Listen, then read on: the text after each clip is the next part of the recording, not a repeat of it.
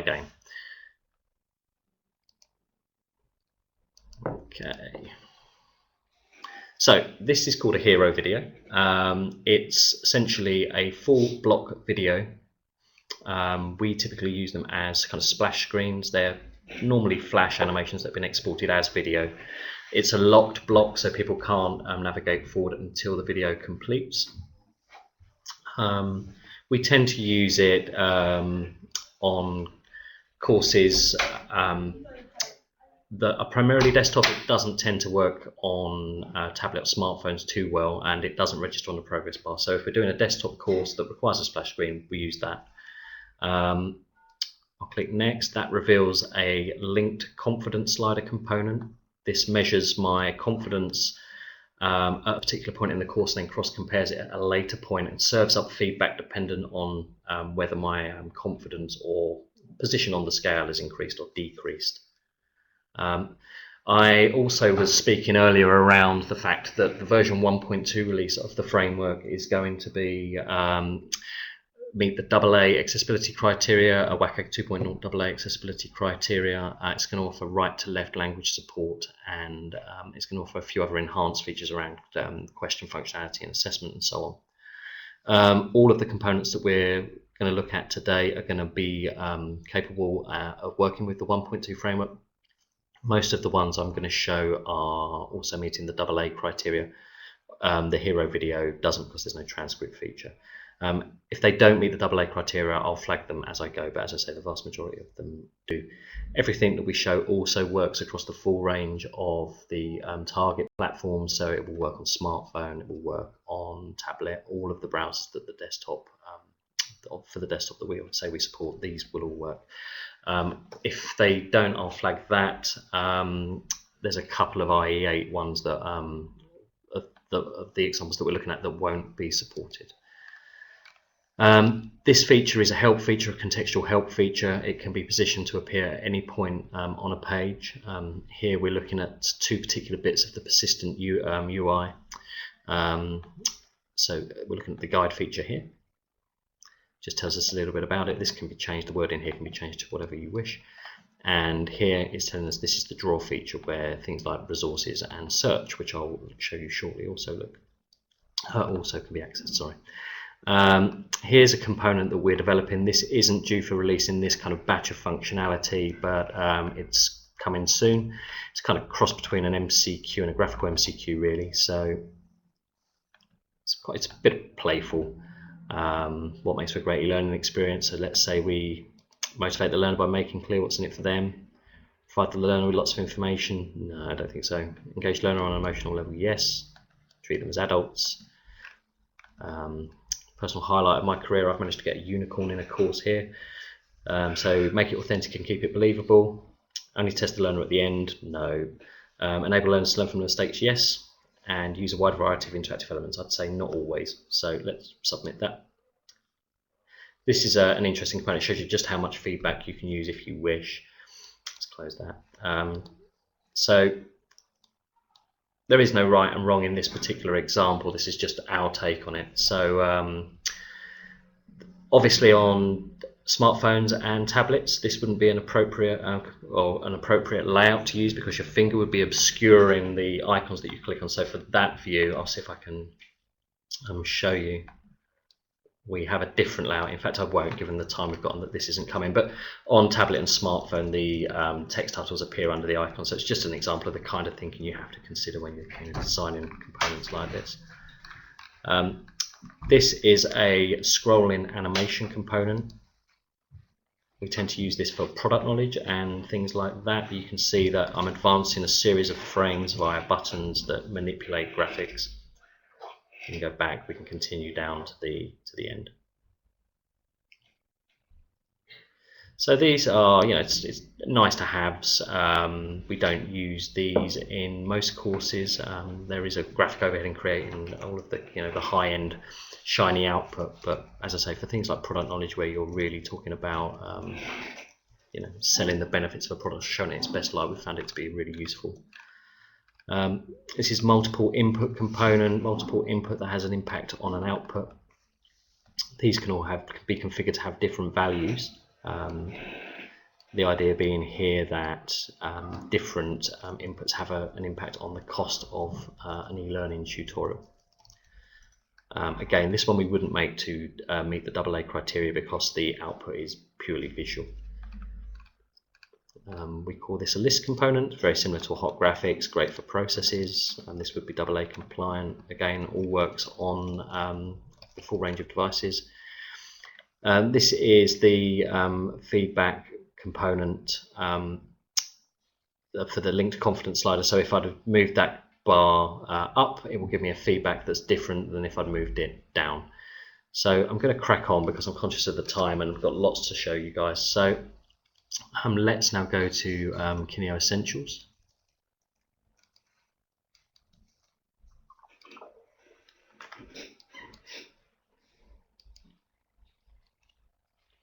So this is a range of product that we're developing internally. There's a few components in here, or a few plugins in here, that I'd like to show. This one here is called HawkRibs, very similar to a hot graphic, but it's you can basically position images, photos, icons in a grid, and when you click on them, the overstate is all controlled via CSS, so it's kind of far less graphical overhead for this particular component. Also detects whether there's two rows or a single row, so if there was, for example, an odd number on the row below, it would centralize them all, so you haven't got to worry about positioning the icons. That's all done automatically. This is a menu that we'll be releasing into the open source community called Coverflow Menu. I'll just quickly click through it all. So you can see here that we've got buttons to navigate left and right. We can use these icons at the bottom to quick jump. You can see that the page title also appears on mouse over. We've got a locked assessment here, which I'll tell you about a little more at the moment, and we've got progress indicators. So at the moment in the open source community, there's only one menu available, the box menu. We're going to be making available the Coverflow menu, the hotspot menu, and the accordion menu, all of which I'll show shortly. Again, this is fully responsive. I'll just drag this down to give you a flavour for how the menu works on a smartphone. So you can see here that the functionality of the bottom bar changes, everything scales down to complement the amount of space available. So let's click through into a page and see what else we've got. So all of the components at the top of the page are all standard adapt functionality. We've got a hot graphic here. Keep an eye on the word FATAM, because one of my personal favorites in terms of the new functionality we've got on offer is this feature here. So if we search for the word FATAM, it's brought up a result for me, and if I click that, it takes me straight back to the particular component. Each block can have one or more keywords or metadata associated to it, and there's a very clever algorithm that detects where within the sequence the keyword is placed and where it is returned on a results list if there are multiple instances of it. So this is a great new extension that we're going to be using a lot, not just in Essentials but across all of our products. All of these are pretty standard fare. The next one I'm going to show you is article reveal. So this basically creates a window onto the page. You can open up an article that has just a single component here, like a video, which is great for things like case studies or for drilling down in a bit more detail. Or you could have multiple blocks with any component you wish to place within. It's entirely up to you. We tend to keep them quite small because we don't want really scrolling within a window on a scrolling page. But that's just our design best practice. People, I'm sure, will come up with lots of interesting ways to use it. That again is fully AA compliant. I believe the rest of the components on this page are all standard components. So if we go now to the final assessment,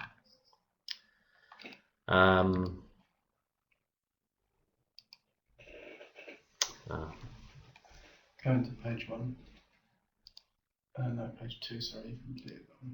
Oh, sorry, yeah, the assessment is locked, so I need to complete the assessment. You can see here the progress bar tells me what I need to complete, so let's go in again. Don't worry, most of these are very short, so it won't take us long.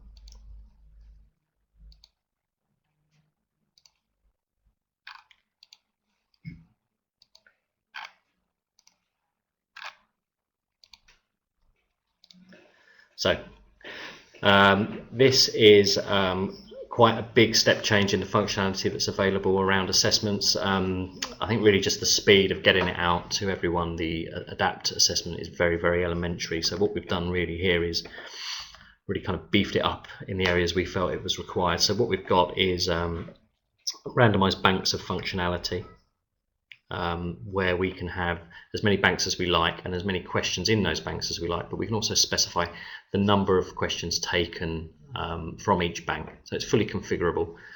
We've also got some assessment nav here, so you can see that this tells me how many questions are in the assessment. I'm going to click through this. I'm going to deliberately get it wrong, so I'm going to show you something that we're developing at the moment which we're really excited about. It's not available in this next sequence of releases, but just going to show you the kind of work we're doing with Adapt. This is all obviously dummy content. Again, you know, these questions are all taken at random from a bank. The order's mixed up. The question order of each component is also mixed up. So we've got this feature here where it's telling me that I've not passed the assessment, so let's see my results. And what it's brought up here is essentially a tile for each of the pots that the questions were taken from. So each one of these pots correlates to a learning objective. And it's telling me here that I've got lots to revise. I've not passed any of them.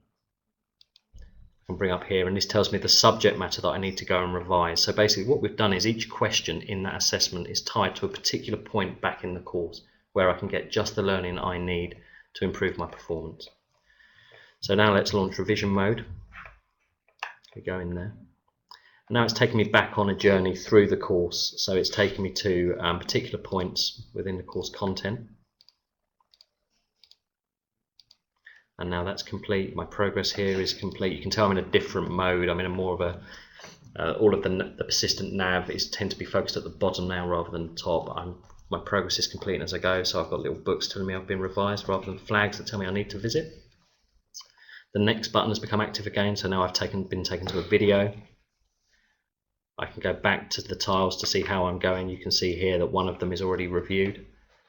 So we're playing around with this functionality. We're actually changing it a bit so that we now work through the tiles in order rather than being taken through on a completely linear course. We're going to break it down, make it a bit more manageable, but we think this is really cool functionality, and we're refining it and building on it. We're also adding diffuse assessment elements so you can embed final assessment questions throughout an entire learning experience rather than that kind of 10 question kind of sheep dip experience at the end. So lots of cool stuff. As I say, the randomized banks and all of that element we're making available to the community in our next kind of tranche of releases. This kind of tiled guided revision feature will come at some point in the future.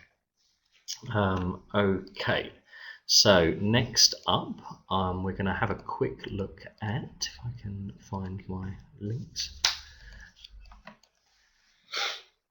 let's have a look at shallow branching.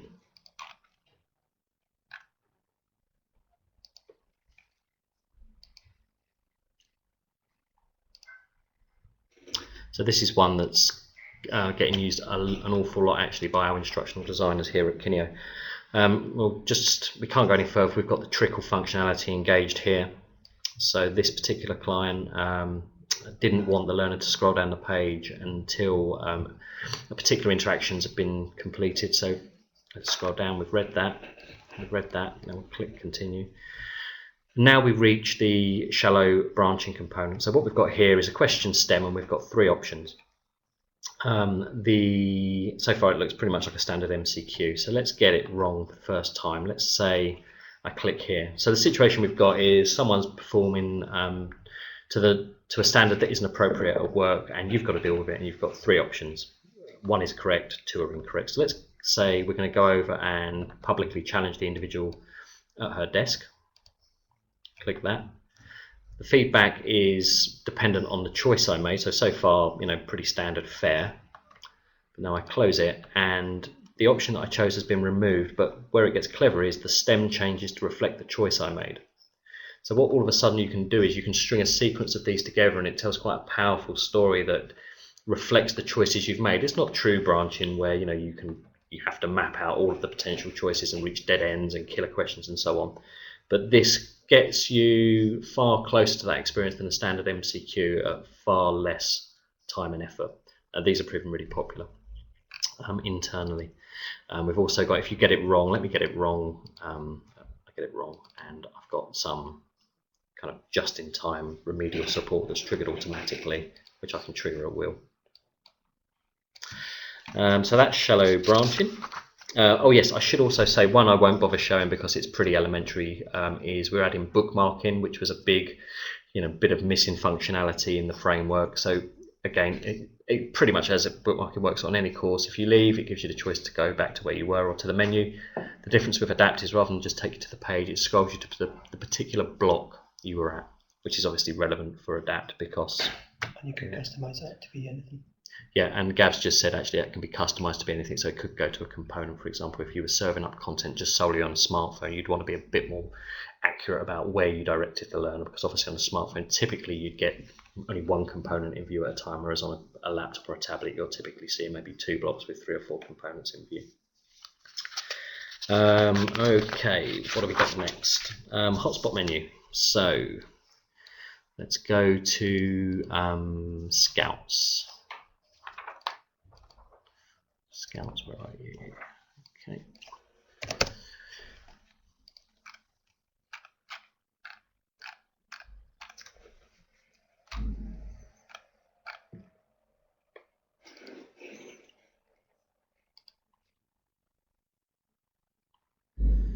I think it's in here. Let's have a look.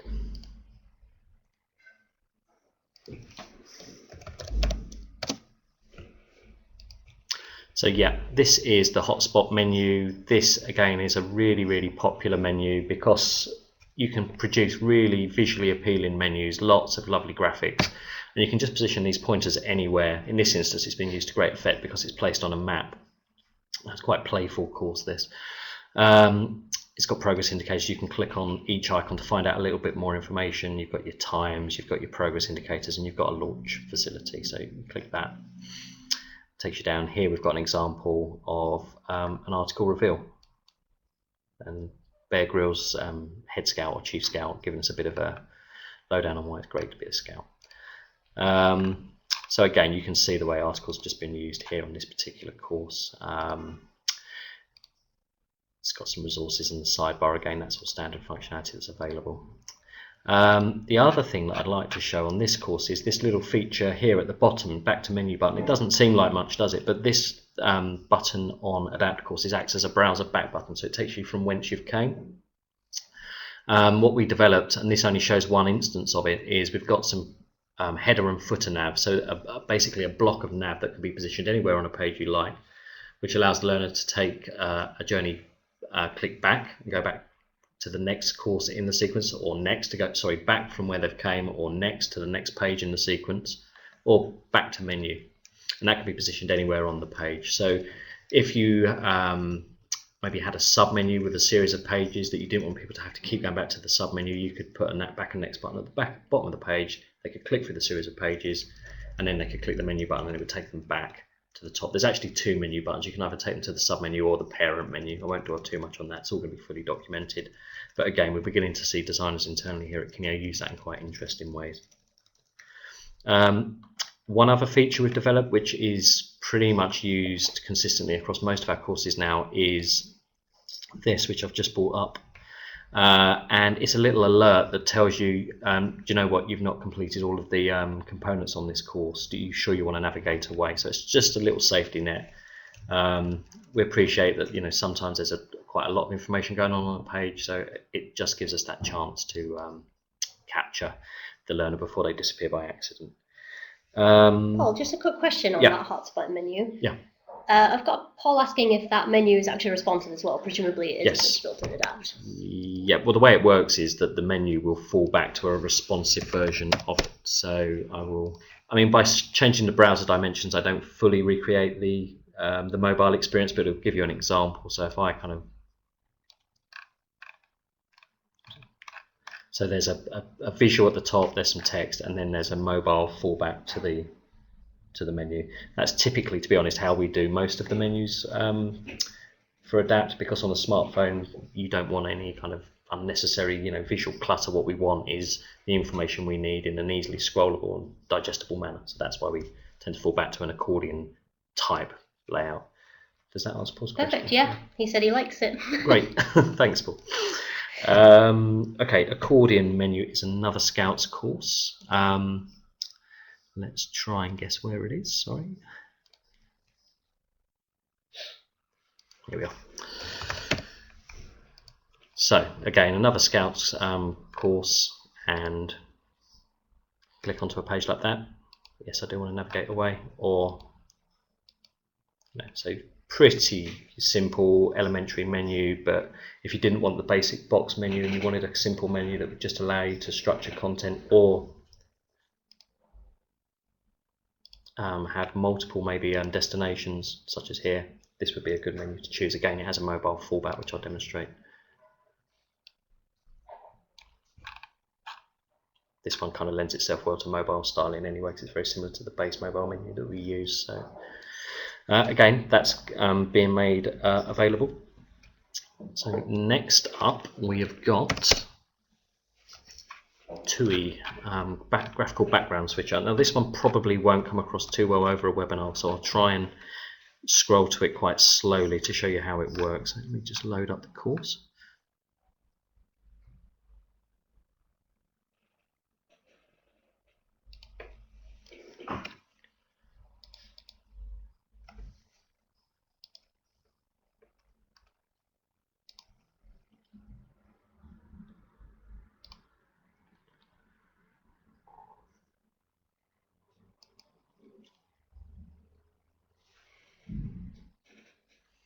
Okay. So I'm going to scroll down the page, and what you're looking for really is almost like a kind of parallaxy effect, where the blocks or components slide over a background, and as they slide over, the background changes. So here we've got a foreign currency stop, and then that's changed to someone exchanging some money, and then at a set point that changes again. So this isn't actually the best example of it. So let me complete this component, and I'll try and get to complete the page, and I'll try and get to a point where we use it to good effect. Okay, let's get this question. So the reason I'm doing this is the menu is locked. So you can see here that I've completed that page, and we've got this little kind of combination lock here that's unlocking as I complete. So here again, similar component, and we're actually following these characters now on a bit of a journey, and what you're noticing is there's very little in the way of content graphics, but you're presenting a really visually rich page. So with a couple of 3 or 4 well chosen images, you're getting a page's worth of kind of content graphics. I mean, it gets a bit busier actually as I scroll down the page, but of a few of these pages there's actually very little in the way of content graphics due to the components we've chosen. But it's a really nice effect, and it's great for telling kind of stories about people's experiences on a single Adapt page. I'm conscious of the time. What was that menu called again, Paul? This is graphical background switcher, this functionality. Okay. Next up, we've got something from Compass, Levy Restaurants. This is called the timed sequence question. And this is a really kind of quite well thought through component given the subject matter that it's used for. So it's about people having to make snap judgments. So think 25, I think it is from memory, where you have to assess whether someone's they're allowed to buy an alcoholic beverage. So it's a time sequence question where you've got to make quite snap judgments, and at the end you get feedback depending on how well you've done. So let me fire it up.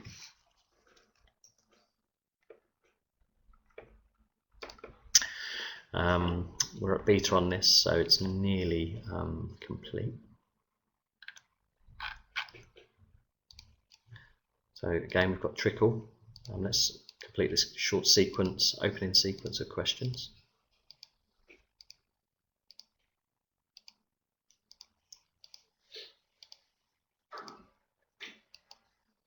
Again, you'll notice that the page is advancing as I went down the course. So this is quite playful actually. It's a dummy high score table. It's really kind of clever little well thought through bit of functionality. It's not kind of tied into any kind of back end, but it's taking my name and it's positioning me on a list of dummy people depending on my score. So it kind of gives you an idea of where you are in terms of your existing knowledge. I'm obviously naturally gifted because I wasn't trying to answer them correctly, but so let's have a look in this is used throughout this course, but I think this is a really good example of it. So ignore these little boxes, they're just something we include at the development stage of courses to tell us what component we're looking at. So article reveal, and it contains a time sequence question. So let's see how we go here. I've got to guess, or not guess, use my judgment and see whether I should serve these people alcohol. I'm going to say ask for ID, that's right. I'm going to say ask for ID. Oh, I shouldn't have. 3 glasses of red wine. No, this young girl to the right, so I'm going to ask. Let's say I dwell a little bit here. I'm not sure, I've taken too long. I failed the question. So she shouldn't have been asked. So you get the idea. I'm going to let it time out, get a few more wrong. It's automatically advancing. I'm going to say yeah. He only wants a Coke, so I'm not going to ask him. And she only wants tomato juice, so I'm not going to ask her. So I got a few right, a few wrong. So how did I do? So I got the interim feedback basically. I didn't completely fluff it, which I would have got the wrong. I got a few right, so I get the intermediate. If I got them all right, I would have got the correct. It's a really kind of fun, for kind of gamification, quite fun subject matter or subject matter where you need to be quite punchy and on the ball. This is a really good component. Next up, I'm going to show you the wipe component. Or the wipe extension, should I say, actually.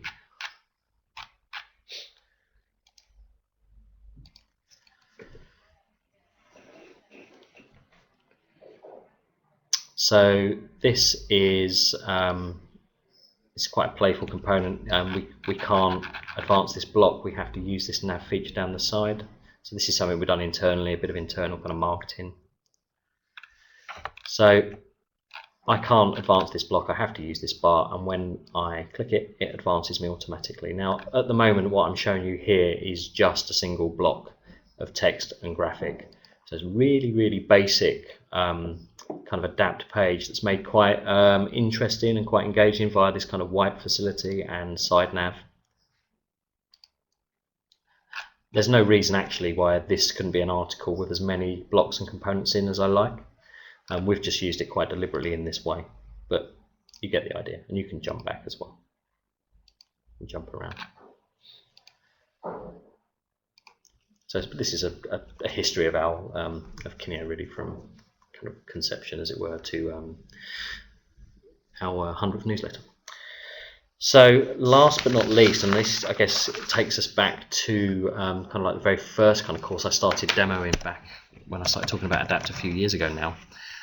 Is Logitech, which is a course, I think it was our first or second ever commercial course we developed in Adapt. And the reason I'm showing this is I'm just going to very quickly show you the pinpoint question component. Very quickly navigate to where I need to go, conscious of time, leave some time for questions. It's this component here. This is the reveal component. That's on our list. Ollie, who's in the room at the moment, has just refactored the reveal, so keep an eye on that one coming out at some point in the future. The one to the right is the pinpoint question, where rather than having a hot graphic where by the process of adding hotspots you give a clue away as to potentially where an answer might be, for a pinpoint question you can drop a dropper anywhere and it measures its position or it measures its coordinates and tells you whether it's right and wrong. The example I'm showing actually could be achieved quite easily with a graphical MCQ. It just wasn't available at the time of building the course, if I'm honest. But you can imagine in a health and safety type course where you had to identify the 3 hazards in a particular environment, this would be a great component. So let me just drag it here. So I'm going to drag a dropper there and a dropper there. And I make my choice and I got it wrong. And then it slides over and it gives me some kind of remedial kind of feedback using a block slider type functionality. That is, or they are, should I say, the 21 plugins that Kineo is going to be releasing to the open source community over the coming as soon as the 1.2 version of the framework is released over the coming couple of months. So apologies for the audio problems up front. Sorry if I've repeated myself or rattled through them a bit quickly, but we're now going to take questions. Yeah, we've got Bob asking, do you know when 1.2 will actually be out? Yep, we've got well, not an exact date, Bob. We've got literally a few tickets to resolve on the AA compliant core bundle tickets. With Adapt, you've got the core bundle, which is what the framework contains if you download it, which is a commitment from all of the dev codes that we will support those components to a necessary standard, and that necessary standard is the AA, right to left, and so on. There's a couple of tickets on that to resolve. The right to left stuff is pretty much done. There's one change to the core, the Adapt core code that needs to change so we can offer the randomized assessment, but we're kind of at that level. Once it's been released, it'll be released as a beta for a month, where we put it out into the wild and people can test it and play around with it, and then we'll make any fixes if necessary, and then it will be released. I'd certainly imagine it will be out before the end of the year. I'm hoping sooner. I would imagine. I can't commit to any firm date, but I would imagine within the next month or two. Okay. Does anybody else have any questions? We've got Ryan and John typing. In the interim, do you have any updates about when the authoring tool might be coming? Yep, the authoring tool, we've publicly committed on the Adapt Learning community site. And if you want to find out about anything Adapt open source, please do visit the Adapt Learning community site if you haven't already, by the end of the year. So that will be the 1.0 release. It will give you the ability to build pages that use the core bundle components. It won't have things like multi-tenancy and so on. You will be able to use that to construct pages. Once the authoring tool's out, we'll then look at the schemas for these components that we've released and just see how we can plug them into the authoring tool. But that's why we're working towards the 1.2 release of the framework, so that whatever we develop can, in theory, plug into the authoring tool without too much extra work. Okay. We've also got Ryan asking, do we know if there's any planned releases for tutorial videos or anything from Adapt Learning itself? My kind of taking off my kind of Kineo hat now and putting on my Adapt Learning hat, I'm going to be doing very kind of short little videos of all of these that I've shown and kind of making those available on the Adapt Learning community site.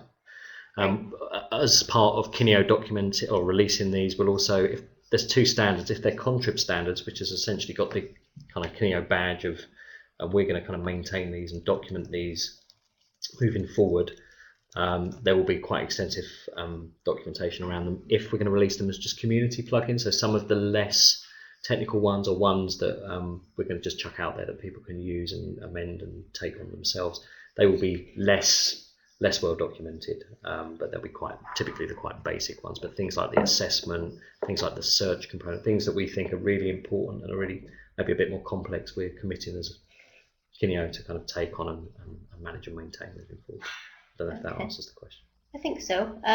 Paul's asking, can he ask about GPL? Does that mean something to you? The GPL license?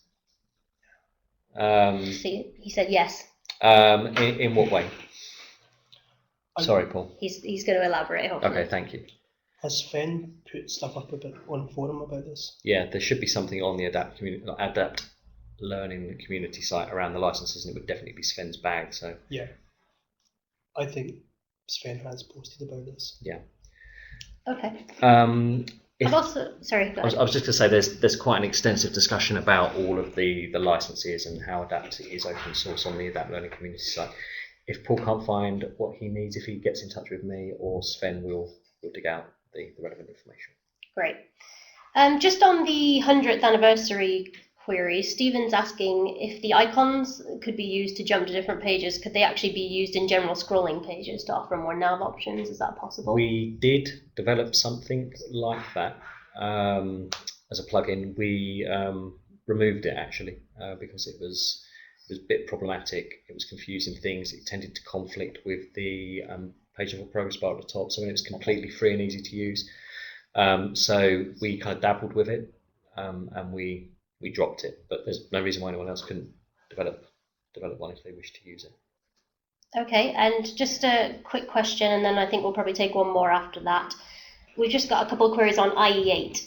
Yeah. Are any of them not available on IE8? Yep. And if so, do you know which ones off the top of your head? I've got them written down in front of me, actually.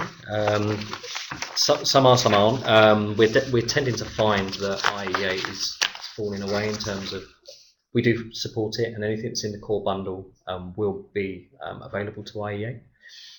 The things that we develop, if it's for a particular client that's outside of the core bundle and they have an IE8 requirement, it's to IE8. If it doesn't, we don't. It does allow us to do a bit more. Caller functionality. Hero video, I think from memory, isn't. Help feature, I think from memory, isn't. Confidence slider, I think is.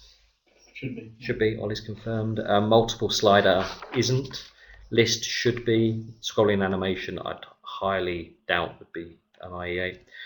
Grid, I would imagine, is.